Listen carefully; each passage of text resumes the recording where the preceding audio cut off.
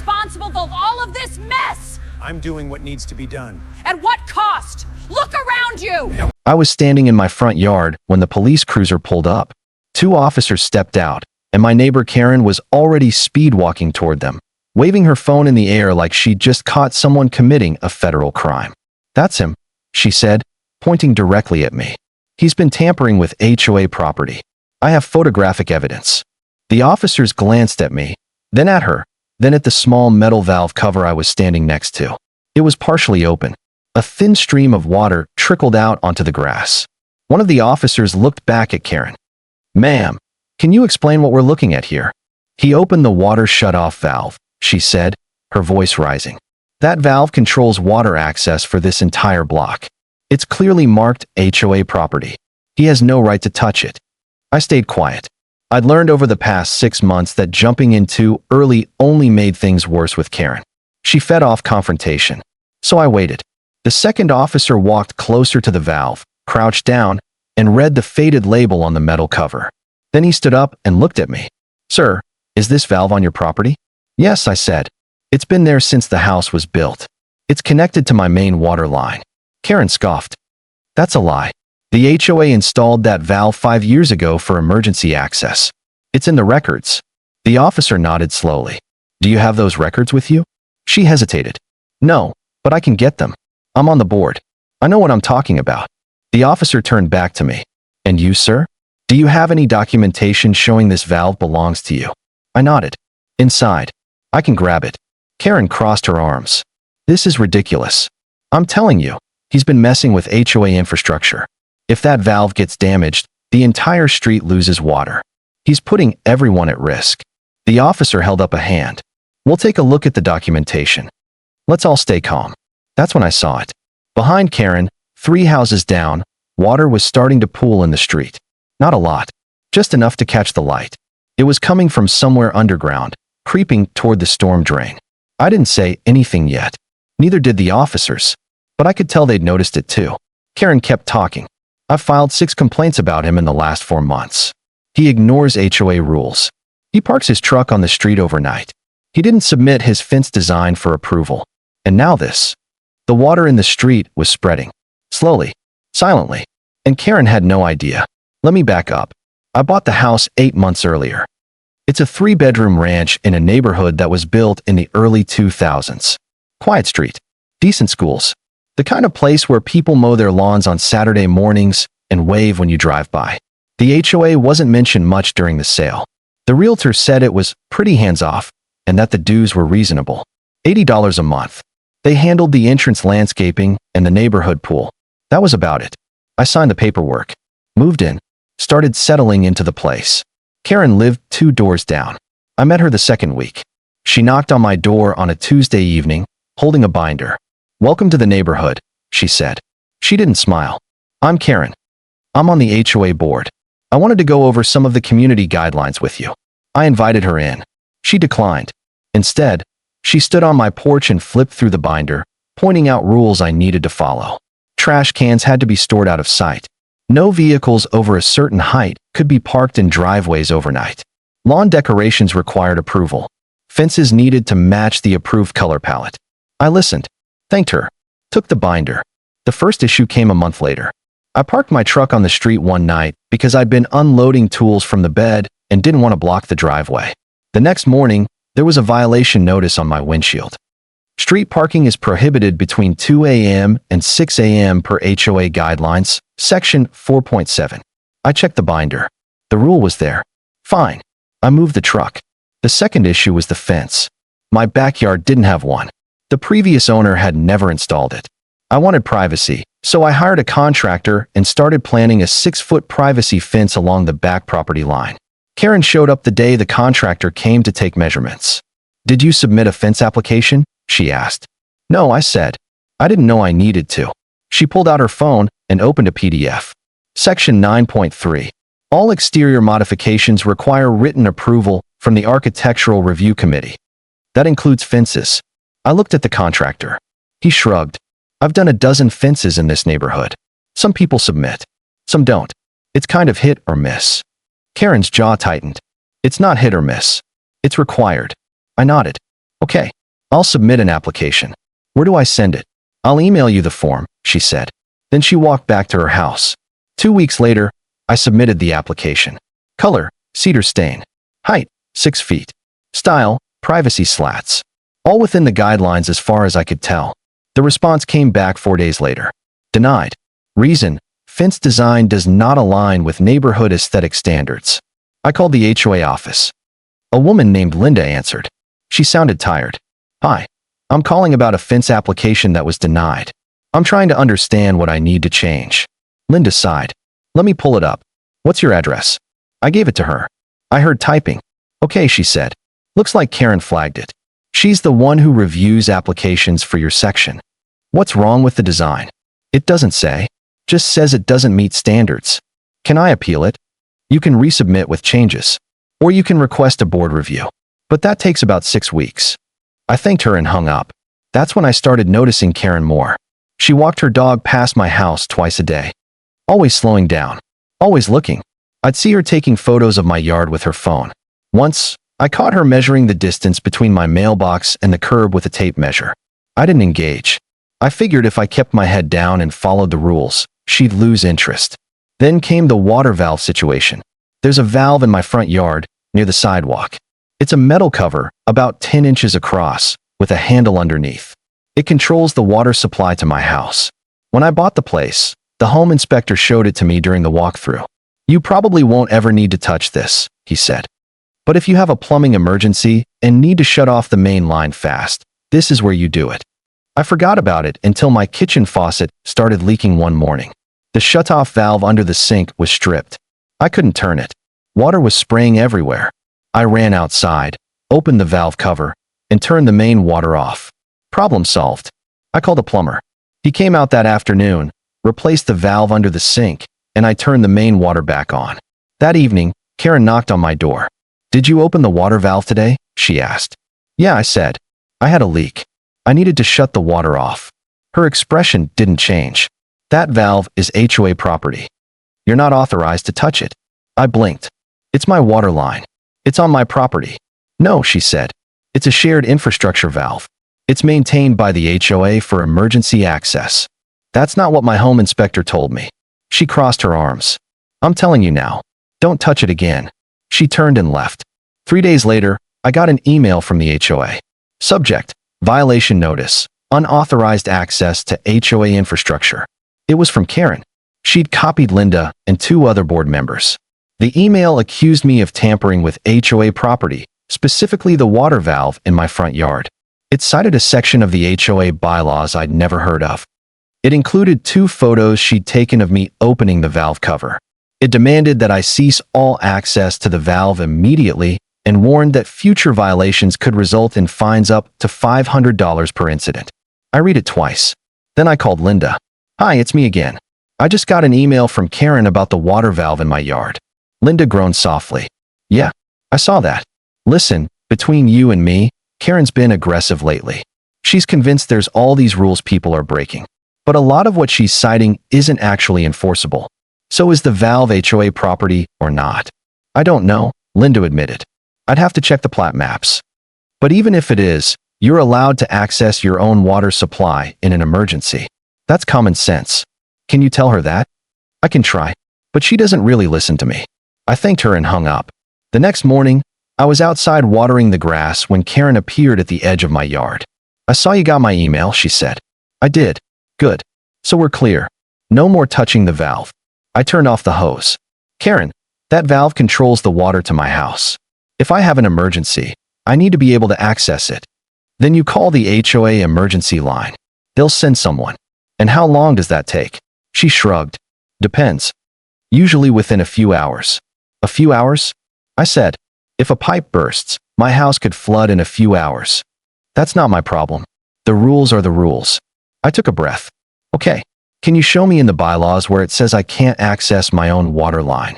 She pulled out her phone, scrolled for a moment, then held it up. I couldn't read the screen from where I was standing.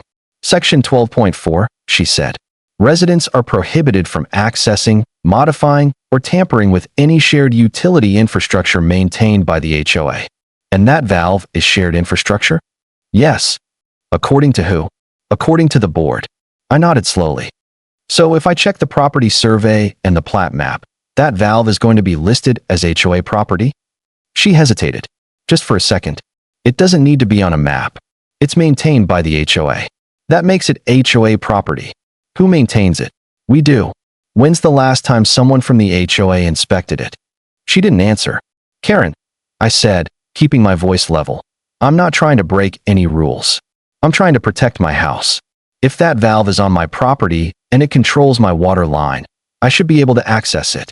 That's reasonable. Her face hardened. You think you're smarter than the rules. That's your problem. You think you can just do whatever you want because you don't like being told what to do. That's not what I'm saying. It's exactly what you're saying. I've seen your type before. You move into a neighborhood with an HOA, and then you spend the whole time complaining about the HOA. If you didn't want rules, you should have bought somewhere else. I didn't respond. There was no point. She stepped closer. I'm filing another violation. And if you touch that valve again, I'm escalating this to the board. You'll be fined. And if you don't pay the fine, we can put a lien on your property. Do you understand? I looked at her. Yeah, I understand. She turned and walked away.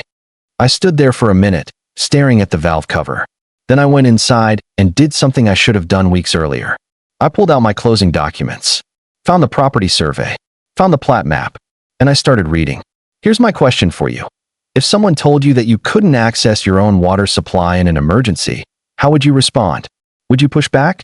Would you just go along with it to avoid conflict? Let me know in the comments, because I'm genuinely curious how other people would handle that. The survey was clear. The water valve was on my property, 6 inches inside my property line, to be exact. The valve itself was connected to a supply line that ran from the street to my house. It was not shared infrastructure. It was not listed as an easement. It was mine.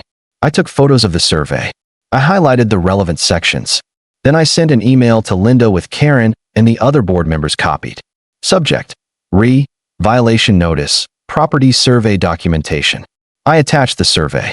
I explained, calmly, that the valve was on my property and that I had every legal right to access it.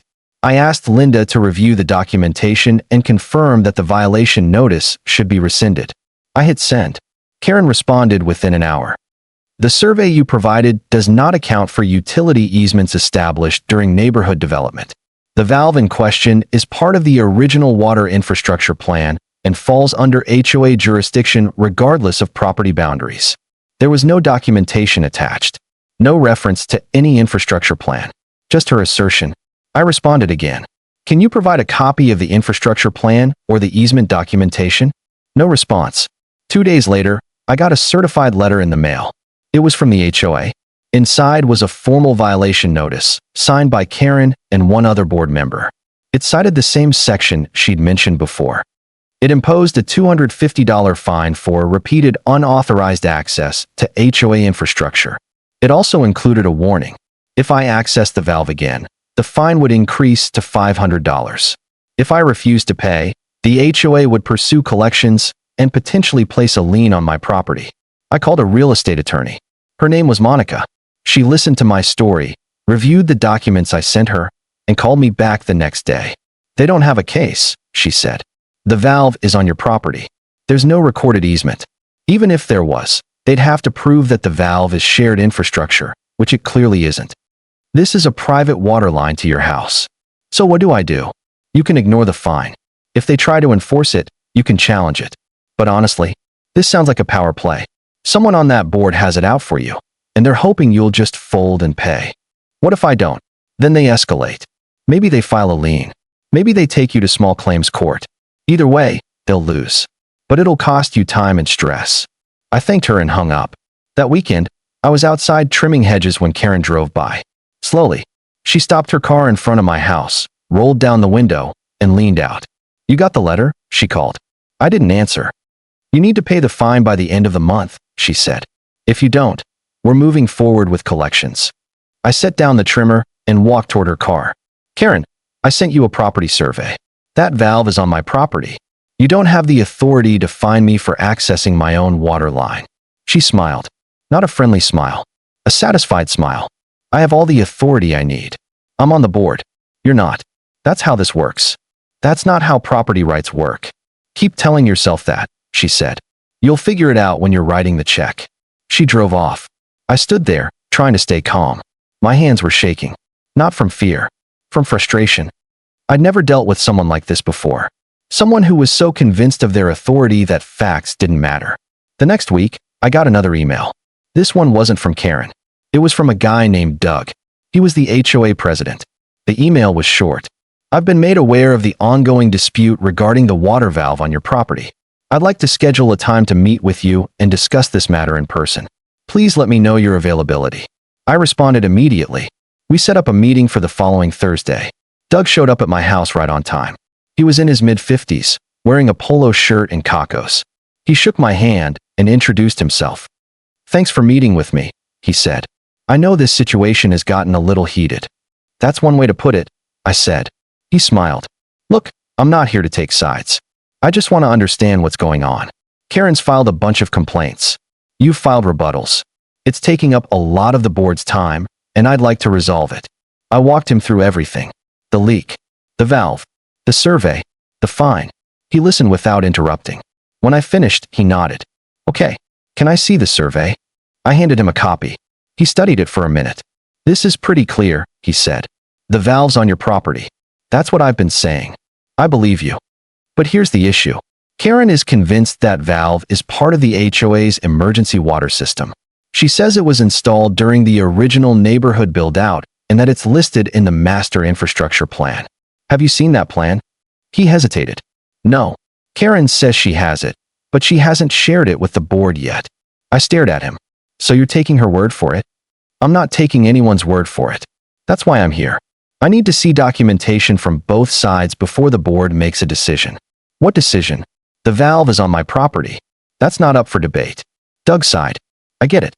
But Karen's not going to back down unless she sees proof that she's wrong.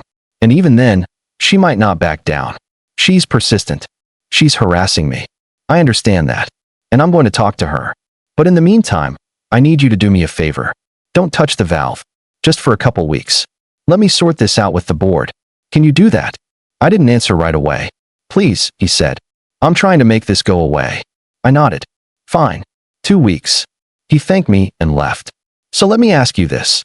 Does this sound like a power trip to you? Or is Karen genuinely trying to enforce HOA rules? Because from where I was standing, it felt like she was inventing problems just to have control over me. Drop your thoughts below. For about a week and a half, things were quiet. Karen stopped walking past my house. No more emails. No more letters. I figured Doug had talked to her and convinced her to ease off while he sorted things out. I didn't touch the valve. I didn't even walk near it. I kept my head down, followed every HOA rule to the letter, and tried to enjoy some peace. The fence application was still denied, but I decided to let that go for now. I'd deal with it after the valve issue was resolved. One fight at a time. I ran into Doug one afternoon while I was checking my mail. He waved from across the street. Hey, he called. Just wanted to let you know I'm still working on that valve thing. I asked Karen for the infrastructure plan. She said she'd get it to me. Has she? I asked. Not yet, but I'm following up. I thanked him. He seemed genuine, like he actually wanted to help. That made me feel a little better. On the 12th day, I had to go out of town for work. It was a last-minute trip. I'd be gone for 3 days. I asked my neighbor, a guy named Tim, to keep an eye on the house. No problem, he said. Anything I should watch for? Just make sure no one messes with anything, I said. Especially the front yard. He laughed. You worried about Karen? A little. I'll keep an eye out. I left early the next morning. The trip went fine. I got back late Friday night. Pulled into my driveway. Everything looked normal. I didn't notice anything wrong until the next morning.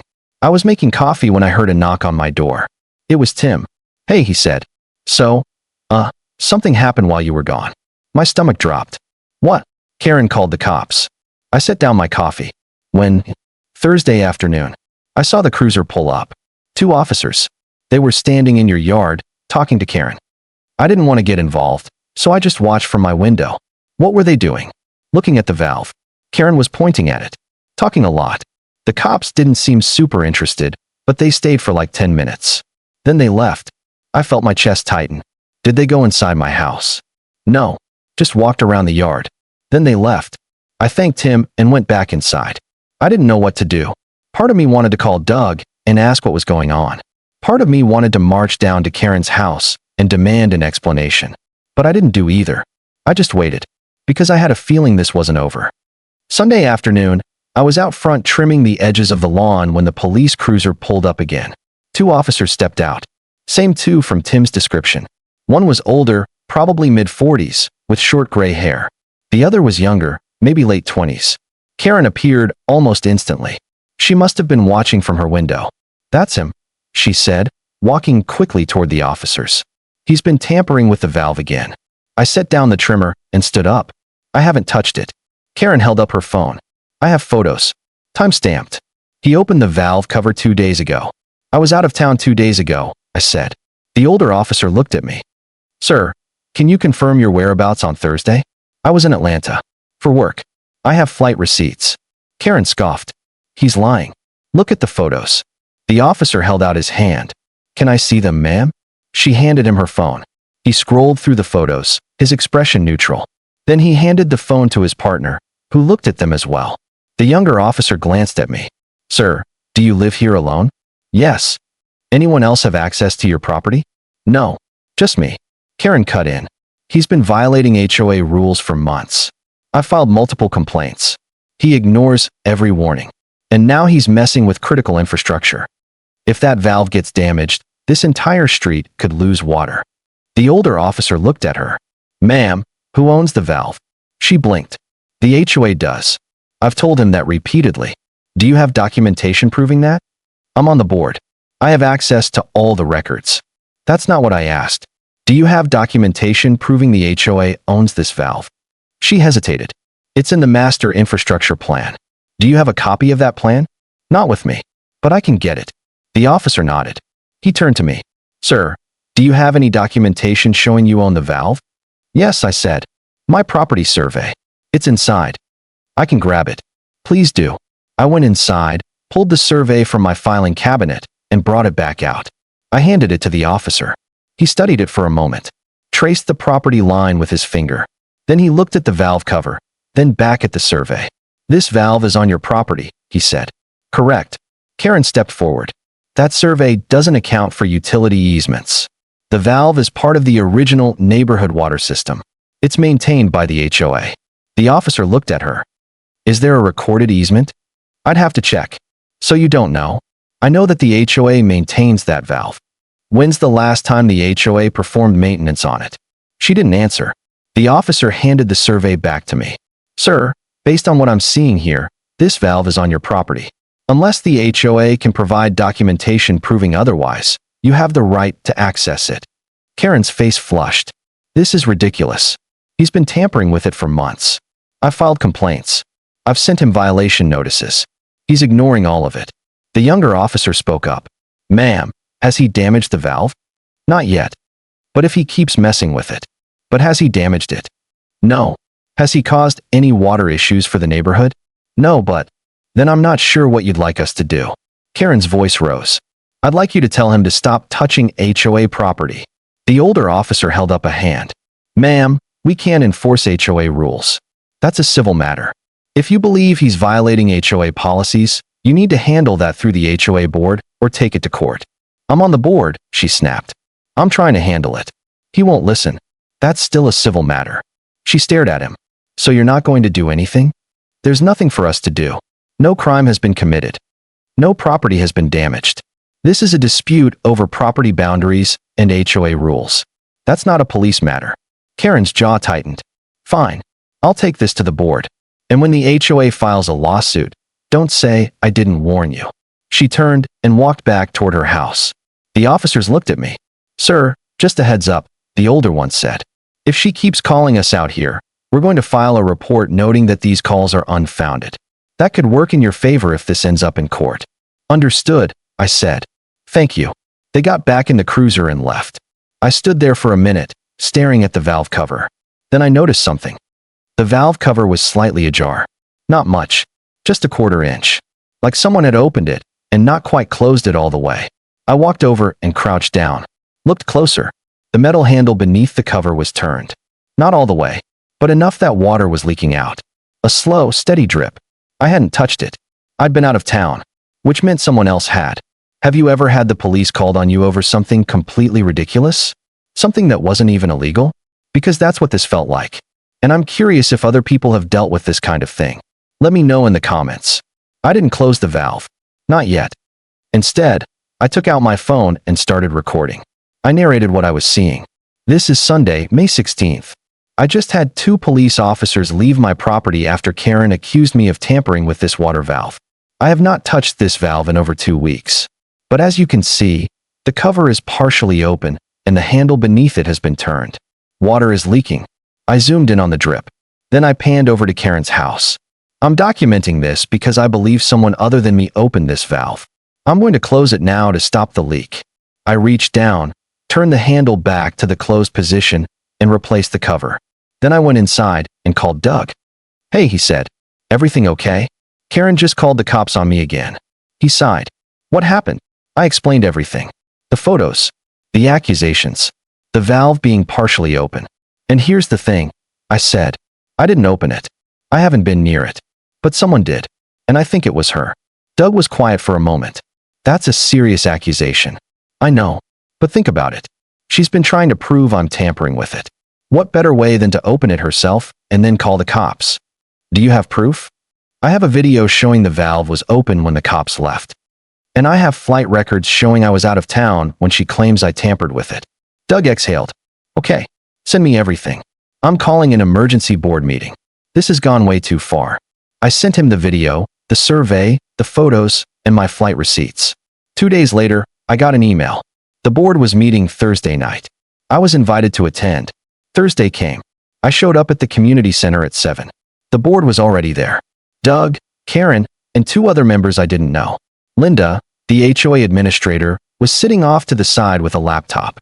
Doug gestured for me to sit. "Thanks for coming. We've reviewed all the documentation you sent. We've also reviewed Karen's complaints. And we've looked at the property survey and the original neighborhood plat map." I nodded. Doug continued. "Based on what we've found, the water valve in question is on your property. It is not part of the HOA's infrastructure. There is no recorded easement. You have full legal access to it." Karen's face went rigid. "That's not accurate. The valve was installed by the original developer as part of the neighborhood water system." Doug turned to her. "Do you have documentation proving that?" "I've been trying to locate it. For 2 weeks." "Yes. And you haven't found it?" She didn't answer. Doug looked at Linda. "Did we ever maintain that valve?" Linda shook her head. "Not according to our records. We maintain the main water lines under the streets. But individual supply valves are the homeowner's responsibility." Doug looked back at Karen. "So you filed multiple violation notices and threatened fines based on a rule that doesn't exist?" "I was enforcing HOA policy," Karen said. "What policy?" "Show me the section in the bylaws." She pulled out her phone, scrolled, then stopped. "It's in the infrastructure guidelines." "We don't have infrastructure guidelines. We have architectural guidelines. And those don't mention water valves." Karen's voice rose. "I've been on this board for 6 years. I know what the rules are." "Then show me," Doug said. His tone was calm but firm. She couldn't. Doug turned to me. "I apologize. This should have been resolved weeks ago. You've been wrongly accused. The fines are rescinded. And I'm personally going to make sure this doesn't happen again." Karen stood up. "This is absurd. He's been violating rules left and right. The street parking, the fence, the valve. He thinks he can just do whatever he wants." "The street parking was a legitimate violation," Doug said. "He paid the fine. The fence application is still under review. But the valve issue was never a violation. You overstepped. I was protecting the neighborhood." "From what?" "A homeowner accessing his own water supply." Karen grabbed her bag. "I'm done with this. If you're going to side with him over a board member, then I don't need to be here." She walked out. The room was silent for a moment. One of the other board members, a woman in her 60s, cleared her throat. "I think we need to discuss Karen's position on the board." Doug nodded. "We'll address that separately. For now, let's move on." The next morning, I woke up to a text from Tim. "Dude, there's water everywhere." I threw on shoes and went outside. The street was flooded. Not a little, a lot. Water was pooling from the storm drain all the way up to the middle of the road. 3 houses down, water was gushing out from under the pavement. Karen's house was directly across from the break. Her lawn was soaked. Water was creeping toward her driveway. I walked down the street. A couple other neighbors were already outside, staring at the water. What happened? I asked. One of them, a guy named Mike, shook his head. Water main broke. Must have been overnight. The city's on the way. Where'd it break? He pointed. Right there. Under the street. Near the main shutoff valve. I looked closer. The main shutoff valve for the neighborhood. Not my valve. The HOA's actual valve. The water company showed up 20 minutes later. They shut off the water to the entire block and started digging. By noon, they'd identified the problem. The main valve had been partially opened and left that way. The pressure built up overnight. A weak section of the pipe underneath the street gave out. Water flooded the area. The crew chief walked over to Doug, who'd shown up to supervise. I was standing nearby. Who opened this valve? The crew chief asked. Doug frowned. No one should have. It's locked. It's not locked now. And it was definitely opened. Recently. Doug looked at the valve. Then he looked at Karen's house. The crew chief followed his gaze. Someone over there knows something about this? Doug didn't answer directly. I'll look into it. It took the crew 3 days to repair the damage. The street had to be torn up. New pipe installed. Repaved. The cost was somewhere in the $30,000 range. The city billed the HOA. The HOA held another meeting. This time, I wasn't invited. But I heard about it from Linda. Karen admitted she opened the main valve. Linda told me over the phone. She said she was trying to check if it was connected to your valve. She said she closed it afterward. But apparently, she didn't close it all the way. And the board. She resigned. Effective immediately. I didn't say anything. There's more, Linda said. The board voted to reimburse you for the fine she issued. And they're issuing a formal apology. I appreciate that, I said. For what it's worth, Linda added. I'm sorry this happened. Karen's always been intense. But this was over the line. Thanks, Linda. I hung up. 2 days later, I got a check in the mail for $250. And a letter from Doug. On behalf of the HOA board, we sincerely apologize for the way this matter was handled. You were wrongly accused, and we take full responsibility for not addressing the issue sooner. Please let us know if there's anything we can do to make this right. I deposited the check. Do you think Karen expected any of this to backfire on her? Because I don't think she did. I think she genuinely believed she was in the right. And when reality caught up, it caught up hard. What do you think? Drop your take in the comments. The neighborhood quieted down after that. The street got repaved. The water was restored. Life went back to normal. I saw Karen once, a few weeks later. She was loading boxes into her car. Moving boxes. She didn't look at me. Didn't wave. Just loaded the boxes and drove off. I heard from Tim that she'd sold her house. Moved out of state. I don't know if that's true, but I haven't seen her since. Doug stopped by one afternoon to check in. How's everything going? He asked. Good, I said. Quiet. He smiled. That's what we like to hear. And hey, your fence application got approved. Cedar stain, 6 feet, privacy slats. You're good to go. I thanked him. Listen, he said. I know this whole thing was a mess. But I want you to know, most of the people on the board aren't like Karen. We're just trying to keep the neighborhood running smoothly. I get it, I said. I don't have a problem with the HOA. I just had a problem with her. He nodded. Fair enough. Well, if you ever need anything, let me know. He left. I installed the fence a month later. It looks great. And I've never had another issue with the HOA. So here's what I learned from all of this. Not all HOAs are bad. Not all board members are power hungry. But when you get one person who thinks their authority is absolute, things can spiral fast. Karen wasn't enforcing rules. She was inventing them. And when I pushed back, she doubled down. Called the cops. Threatened fines. Tried to intimidate me into backing off. But here's the thing. Facts matter. Documentation matters. When you're dealing with someone who's overreaching, the best thing you can do is stay calm, keep records, and let the truth speak for itself. I didn't yell. I didn't insult her. I just kept pointing to the survey, kept showing the evidence. And eventually, the board had to acknowledge reality. Did Karen deserve what happened? I don't know. She caused a $30,000 water main break because she was so convinced she was right. That's a pretty steep consequence. But I also think she genuinely believed she was protecting the neighborhood. She just couldn't accept that she was wrong. And that's the real lesson here. Authority without accountability is dangerous. Whether it's an HOA board member, a manager at work, or anyone else in a position of power. If no one checks them, they'll keep pushing until something breaks. In this case, it was a water main.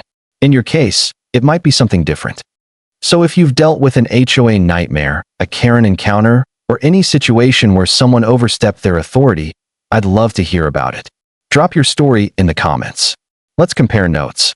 And if you made it this far, thanks for watching, or reading, or listening. However you're consuming this, hit the like button if you enjoyed it. Subscribe if you want more stories like this.